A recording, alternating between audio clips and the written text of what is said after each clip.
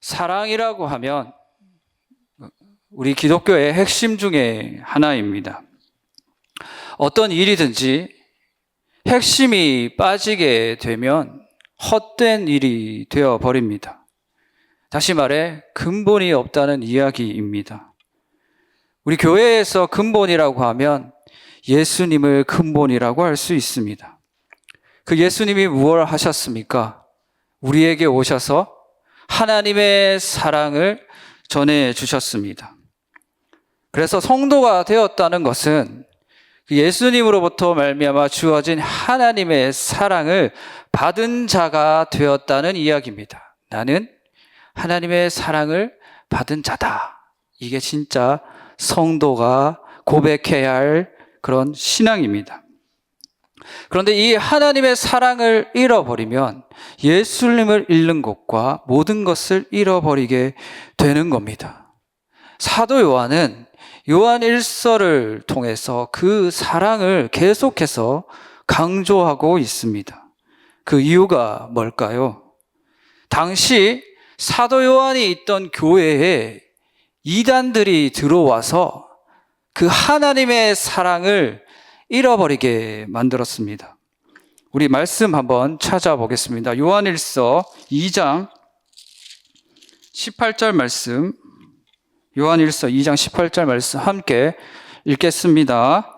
아이들아, 지금은 마지막 때라. 저 그리스도가 오리라는 말을 너희가 들은 것과 같이 지금도 많은 저 그리스도가 일어났으니 그러므로 우리가 마지막 때인 줄 아노라. 아멘. 저 그리스도라고 하면 예수 그리스도를 대적하는 자들을 통칭하는 말을 이야기합니다.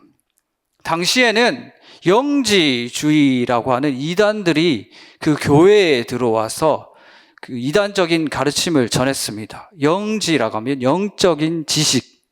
그러니까 영적인 지식과 내면적인 것, 신비한 체험 같은 것을 중요시하고 예수님의 육체를 부인하고 또한 그 육체를 부인함으로 말미암아 현실로 말씀을 지켜내며 살아내는 것을 부정하는 자들이었습니다. 그래서 이 영지주의에 빠지게 되면 어떻게 되는가 하면 극단적으로 쾌락주의에 빠지거나 그냥 말씀은 필요 없어. 나는 그냥 이 육체는 부정한 것이니까 나는 아무 때나 살아도 돼 하면서 극단적인 쾌락주의에 빠지거나 금욕주의 반대로 가서 자기 힘으로 어떻게 이것을 끊어보려고 하는 금욕주의에 빠지게 되었습니다. 그러니 이 교회에서 대단한 문제로 여겼고 사도 요한은 편지를 쓰게 된 겁니다. 그 사람들은 나는 예수를 알고 있다고 말은 하고 다녔습니다. 그러나 전혀 예수님의 말에 대한 관심도 예수님의 말씀을 지키지도 아니한 사람들이었습니다. 오늘날에도 이러한 사람들이 많이 있습니다. 내가 성경 지식을 많이 알고 신학적인 공부를 많이 했다고 해서 그것을 가지고 자기의 신앙인 줄 알고 착각하는 겁니다. 삶에서는 전혀 말씀의 실천도 없고 그 삶의 열매도 열리지 않음에도 불구하고 성경을 많이 알고 있다고 해서 그것을 신앙으로 여기고 착각하는 겁니다. 이거는 오늘날 현대적인 영지주의라고 할 수 있습니다. 대단히 착각하는 겁니다. 사람들이 왜 이렇게 착각을 할까요? 이 첫 단추를 잘못 끼웠기 때문입니다. 우리의 첫 단추가 뭡니까? 바로 예수님입니다. 예수님을 제대로 알지 못했다. 그래서 이단에 빠지게 되었다는 이야기입니다. 요한일서 4장 2절에서 3절 말씀에 보면 사도 요한이 이렇게 얘기하고 있습니다.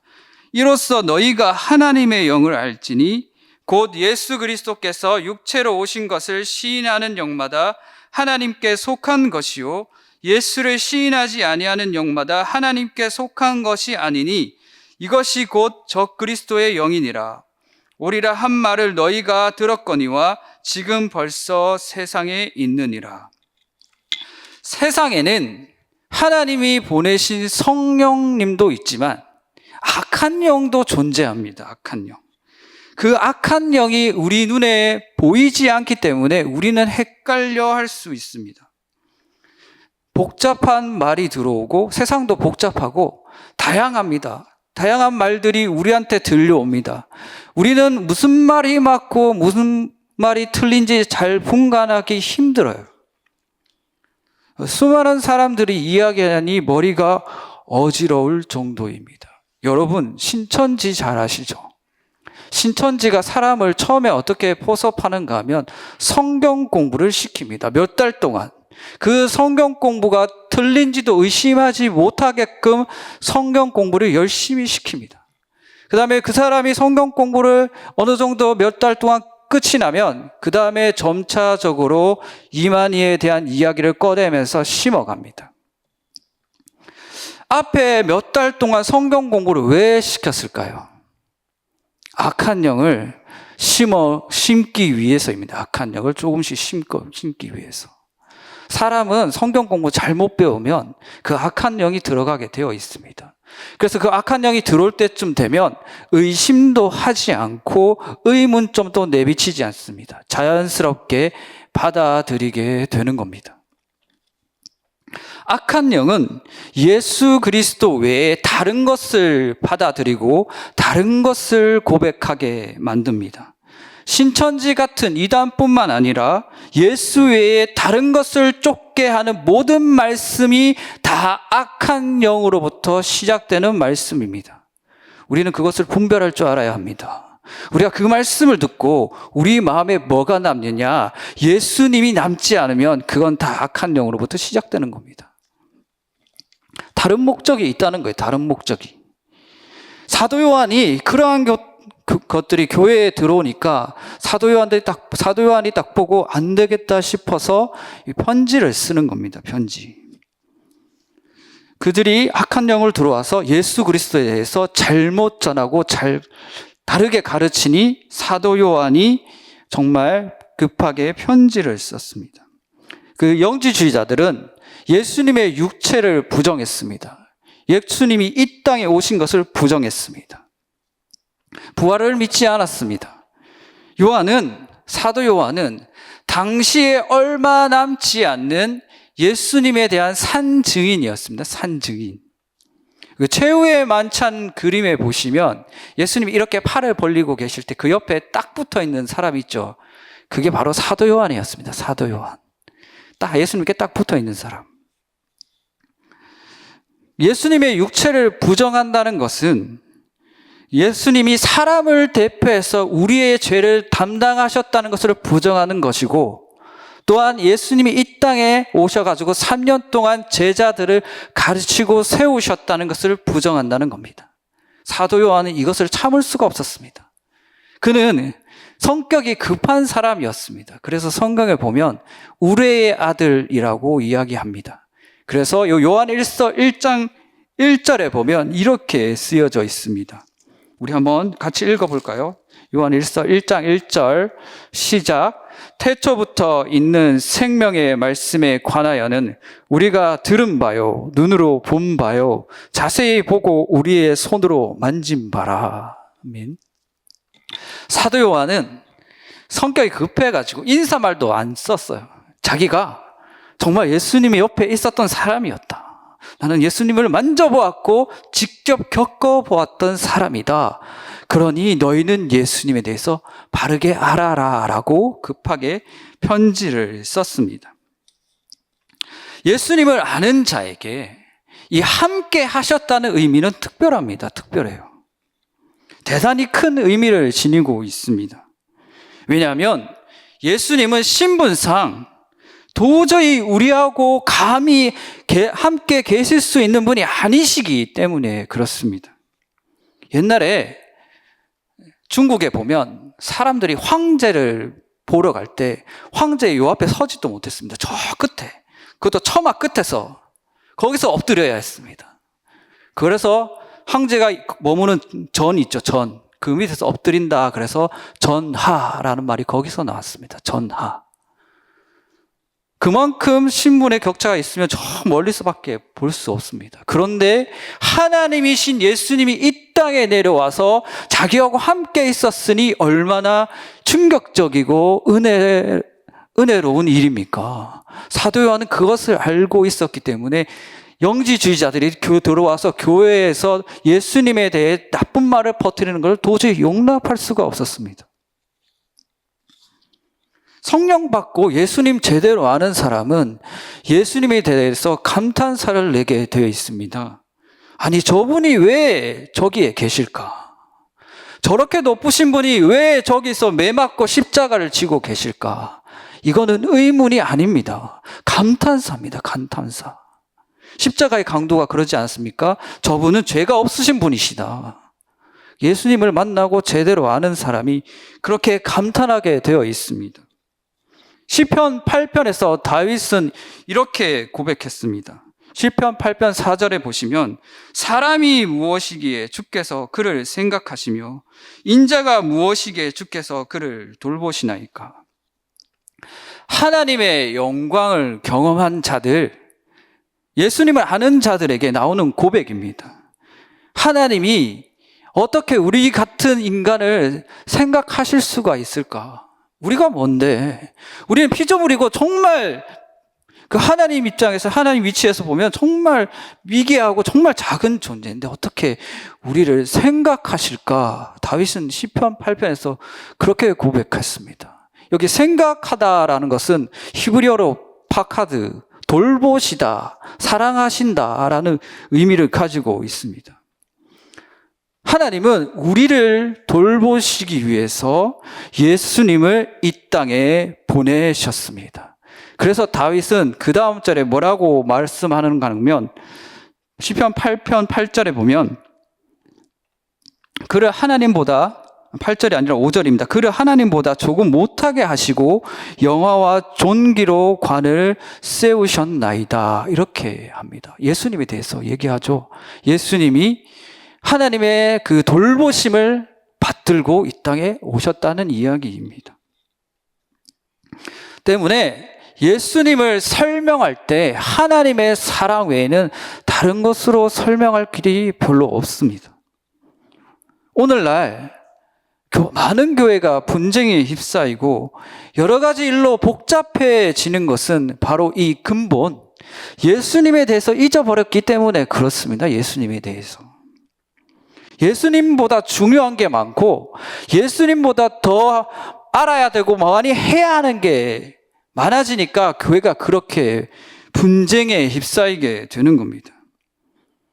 그리고 교회 다니는 사람들이 가장 많이 하는 교만이 뭔가 하면 나는 이미 예수님에 대해 알고 있다라고 생각하는 겁니다.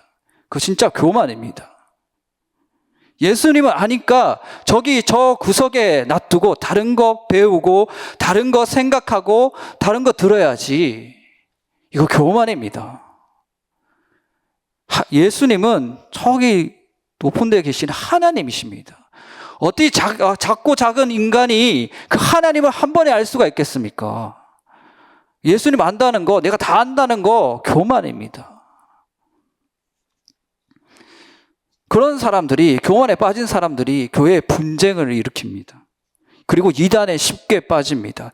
더 새로운 말이 있을까? 더 내가 알지 못한 신기한 말씀이 있을까? 쉽게 미혹되고 빠지게 되는 겁니다. 그 초대 때 고린도 교회나 에베소 교회에 보시면 대단한 사람들이 많이 있었습니다. 지금과는 비교도 할 수 없는 능력을 가진 사람들이 많이 있었습니다. 은사는 말할 것도 없었습니다. 그런데 그들에게 선포되는 말씀이 뭔지 아십니까? 예수님은 그리스도이시다, 이겁니다. 예수님은 그리스도이시다. 그는 사람으로 오셔서 십자가에서 우리의 죄를 담당하셨고 3일 만에 부활하셨고 하늘에 오르셨다. 어떤 사람은 이 말씀이 식상하고 단순하고 지겨울 수도 있습니다. 그런데 이 복음이 오늘날 교회를 만들었고 오늘까지 능력으로 사람들을 변화시키고 있습니다. 이 복음의 능력입니다. 우리는 이 말씀을 늘 잊지 말고 계속해서 듣고 배워야 합니다. 예수는 그리스도이시다. 예수님은 교회의 근본이십니다. 성경은 다른 이야기 하지 않습니다. 오직 예수 그리스도에 대한 이야기만 할 뿐입니다. 그만큼 중요하다는 이야기입니다. 예수님을 바로 아는 것이 교회의 중심이자 핵심입니다. 예수님을 바로 알았다면 예수님이 전하신 그 하나님의 사랑도 바로 알아야 합니다. 그 사랑을 받은 사람은 어떻게 할까요? 하나님의 사랑을 나타내게 되어 있습니다. 우리 말씀 찾아보겠습니다. 요한일서 3장 23절 말씀, 요한일서 3장 23절 말씀 우리 함께 읽겠습니다. 시작. 그의 계명은 이것이니 곧 그 아들 예수 그리스도의 이름을 믿고 그가 우리에게 주신 계명대로 서로 사랑할 것이니라. 아멘. 여러분, 성경이 말씀하고 있지 않습니까? 예수님을 알고 예수님을 믿는 사람은 사랑하게 되어 있다. 그 계명을 지키는 것, 곧 사랑하는 일이라는 이야기입니다. 예수님을 믿는다면 이 문제를 반드시 짚고 가야 합니다. 나는 어떻게 사랑을 할까? 예수님이 말씀하셨으니까 사랑해야 하는데 나는 어떻게 사랑을 할까? 그 문제를 반드시 짚고 넘어가야 합니다.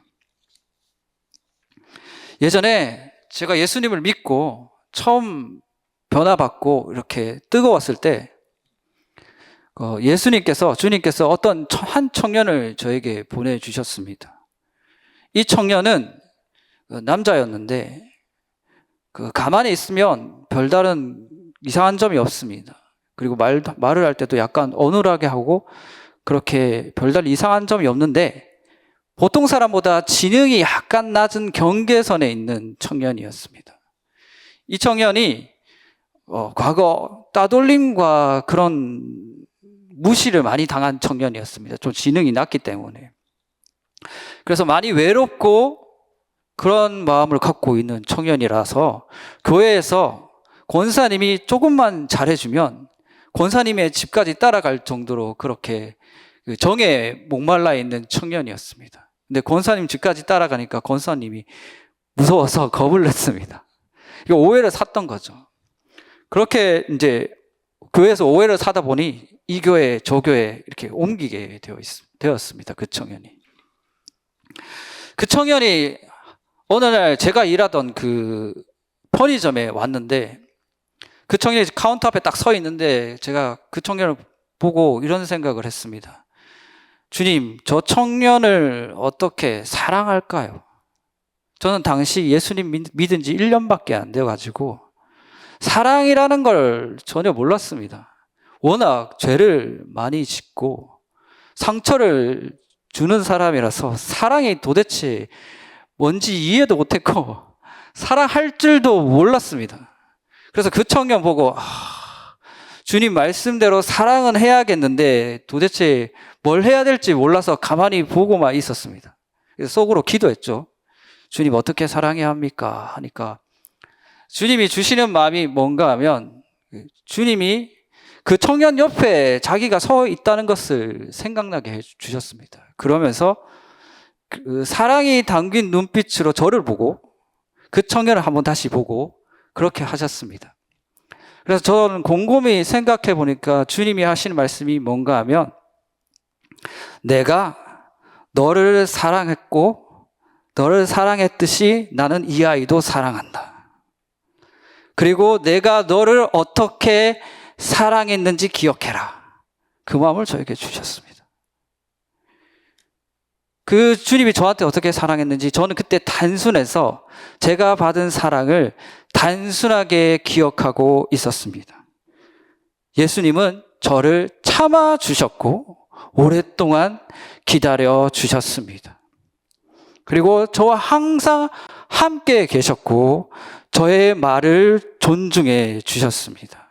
그리고 항상 좋은 말만 해 주셨습니다. 복음 들고 저에게 찾아온 목사님이 그렇게 하셨습니다. 끝까지 참으셨고 끝까지 기다리셨습니다. 그때 예수님은 그거를 기억해라. 너 어떻게 사랑받았는지 기억해라. 그래서 저는 그것을 제가 받은 대로 그 청년에게 전해 주었습니다. 저는 그 청년에게 어떤 특별한 목적이나 그런 의도는 없었습니다. 그냥 제가 받은 사랑을 전해 주었을 뿐입니다. 사람들이 함께 지내다 보면 답답할 때가 있습니다. 이게 정답인데, 이렇게 행동해야지 합리적이고 이렇게 행동해야지 맞는데 그렇게 행동하지 않으니까 그 사람에 대해서 답답할 때가 있습니다. 행동 지침. 정답이라는 틀은 어딜 가나 있습니다. 범죄를 규정하는 법은 제외하고, 그 법은 제외하고 다 지켜야 하니까, 안 지키면 경찰서에 잡혀가니까 그 법은 제외하고, 모든 사람이 어디에 있을 때, 같이 지낼 때, 결혼을 했거나 가족들이 지내거나 우리 교회 공동체 안에 있거나 같이 있을 때는 어떤 법칙이 있습니다. 그 법에 다 맞게 행동하고 생각하고 말하는 사람 있습니까? 없습니다. 없어요. 만약에 그 맞는 법이 틀이 있으면 사람이 그 틀 안에 들어가기 위해서는 가기 위해 시간이 걸립니다. 그리고 가는 과정이 있어야 합니다. 그리고 사람이 그 딱 맞는 틀 안에 들어가는 게 아니고 서로 간에 지내다 보면 서로에게 맞는 틀이 생겨서 그거 가지고 같이 삽니다. 그냥 정답은 따로 있고 정답 가지고 사는 게 아니고 서로에게 맞는 틀을 가지고 서로 조화를 이루며 살아갑니다. 그게 사람 사는 세상입니다. 그런데 내가 이 정답을 알고 있다고 해서 사람을 억지로 잡아다가 그 틀 안에 집어넣으면 어떻게 될까요? 그 사람 죽습니다. 그 사람에게는 그게 폭력이고 그게 고통입니다. 억지로 끄잡아 넣으려고 하는 거. 내가 이 정답이라 생각을 해서. 맞는 말만 하고 사람을 죽이는 게 예수님이 있던 시대에 얼마나 많은 사람들이 그렇게 했습니까? 바리새인들이 답이라 생각해서 이 답 틀리면 그 사람 다 죽이고 끌고 가서 감옥에 넣고, 그게 바리새인들이 하는 짓이었습니다. 그런 사람들 틈바구니에서 예수님은 어떻게 하셨습니까? 죄인들을 불쌍히 여기시고 죄인들 편에 서서 그들을 감싸 주셨고 기다리셨고 사랑하셨습니다. 예수님은 그 사랑을 통해서 사람들을 살리셨습니다. 죽이는 게 아니고. 우리는 살면서 다시 한번 생각해 볼 필요가 있습니다. 내가 생각한 정답이라는 틀로 사람을 죽이고 있지는 않은지, 정말 예수님을 믿는 사람이라면 내가 생각한 정답이란 틀로 사람을 이끌 것이 아니라 예수님께 데리고 가야 합니다. 예수님께. 내가 생각한 답으로 그 사람을 끌고 가는 게 아니고. 그게 진짜 해결책입니다. 그게 진짜 해결책. 내 기준에서 그 사람 보면 답답하죠. 계속해서 말해도 안 듣고 반복해도 했는데 똑같이 잘못하고 답답합니다. 근데 똑바로 아셔야 할 게, 나도 누군가에게는 답답한 사람이 될 수 있다는 겁니다. 근데 아무런 말이 안 나오는 것은 누군가가 나를 용납하고 용서하고 있기 때문에 아무런 말이 안 나오는 겁니다.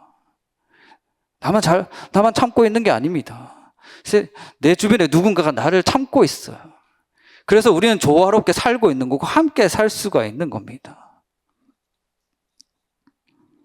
그리고 우리 교회 공동체 안에서 교회가 이렇게 한 마음이 돼서 이렇게 갈 수 있는 것도 여러 사람의 인내와 용납함이 있기 때문에 이렇게 한 자리에서 함께 예배 드릴 수 있고 한 마음으로 갈 수 있는 겁니다.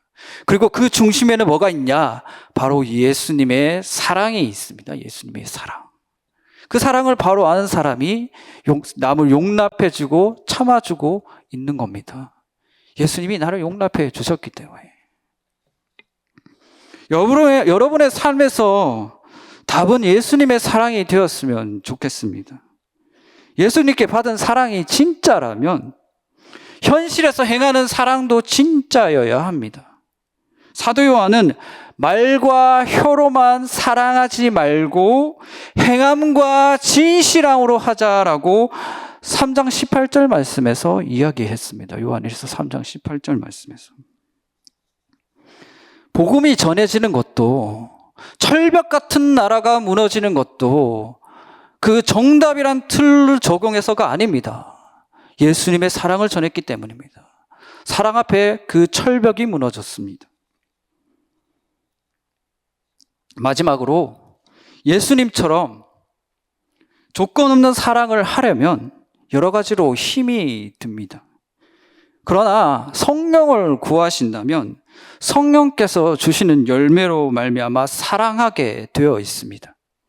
그런데 여러분 기억하시기 바랍니다. 성령께서 주시는 열매는 사랑뿐만이 아니라 희락과 기쁨도 있습니다. 우리 마지막으로 우리 말씀 한번 찾아보겠습니다. 요한일서 1장 4절 말씀. 요한일서 1장 4절 말씀 우리 함께 읽겠습니다. 시작. 우리가 이것을 쓰면 우리의 기쁨이 충만하게 하려 함이라. 아멘. 사도 요한은 누구의 기쁨이라고 말합니까? 우리의 기쁨, 사도들의 기쁨, 그리고 이 복음을 전하는 나의 기쁨, 다른 사람의 기쁨이라 얘기하지 않았습니다. 나의 기쁨.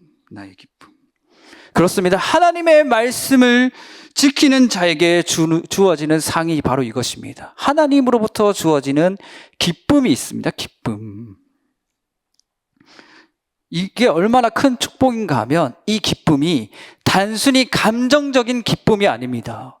성령께서 주시는 기쁨은 단순히 감정적인 기쁨이 아니라 하나님을 확신시켜 주면서 주는 기쁨입니다.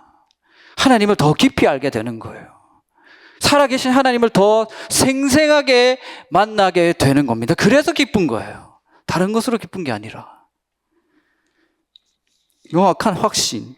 그래서 요한일서 2장 5절 말씀에 보면 사도 요한이 이렇게 얘기합니다. 누구든지 그의 말씀을 지키는 자는 하나님의 사랑이 참으로 그 속에서 온전하게 되었나니 이로써 우리가 그의 안에 있는 줄을 아노라. 끝에 말씀, 이로써 우리가 그의 안에 있는 줄 아노라. 하나님의 말씀 지켜가면서 하나님의 받은 사랑과 확신, 성령님께서 주시는 그 기쁨이 넘치는 사람이 이렇게 고백하는 겁니다. 우리는 주님 안에 있다. 주님이 우리와 함께 있다. 이렇게 고백할 수 있는 겁니다. 이게 상급이에요, 상급. 말씀 지키는 자에게 주는 상급.